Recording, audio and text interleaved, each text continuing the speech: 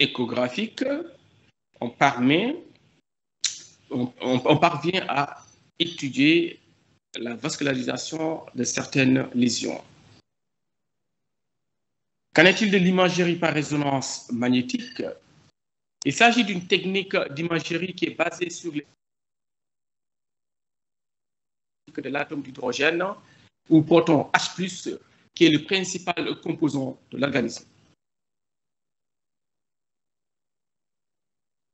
Et l'IRM va permettre d'étudier les modifications de l'aimantation de ces différents noyaux d'hydrogène sous l'action d'un champ magnétique. Quel est le principe?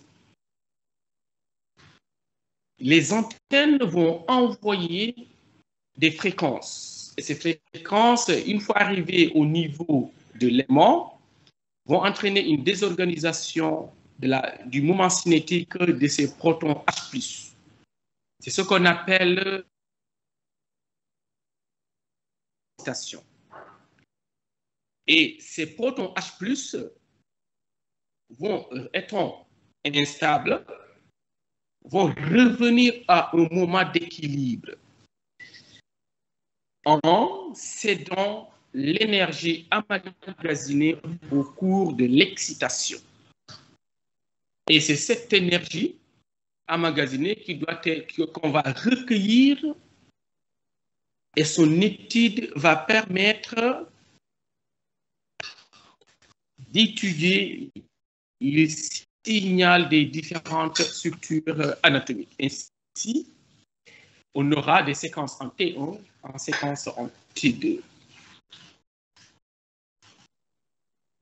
L'avantage de cette technique réside sur son caractère non irradiant et qui offre la possibilité de réaliser des coupes dans les 3 plans de l'espace. Du fait aussi de sa bonne résolution en contraste tissulaire, cette technique est utilisée pour une meilleure caractérisation des lésions. Ainsi, cette technique nous permettra également de faire une étude morphologique, mais également une étude fonctionnelle. Morphologique grâce à ces séquences T1, T2 et écho de gradient, mais également l'IRM nous permet de supprimer le signal de la graisse.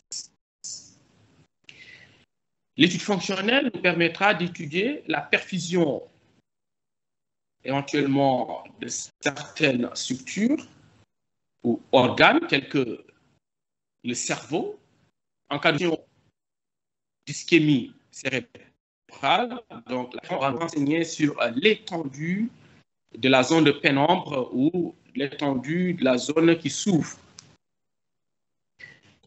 La spectroscopie et les séquences de diffraction va renseigner sur l'étude du métabolisme de certaines lésions.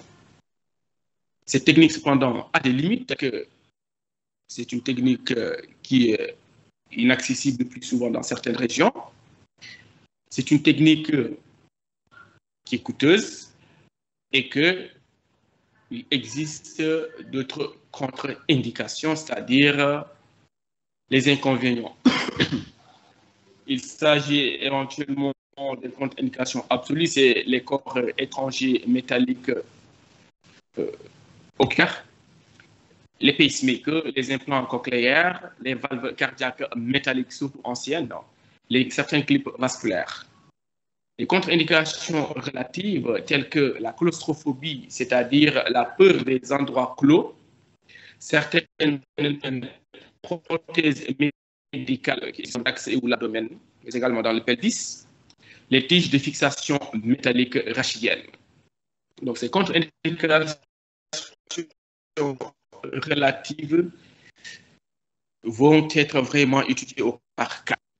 L'appareillage, il existe surtout en pédiatrie des IRM ouvertes et fermées, et que l'enfant ne pouvant pas coopérer dans certaines situations, Donc, les constructeurs ont eu cette ingéniosité pour essayer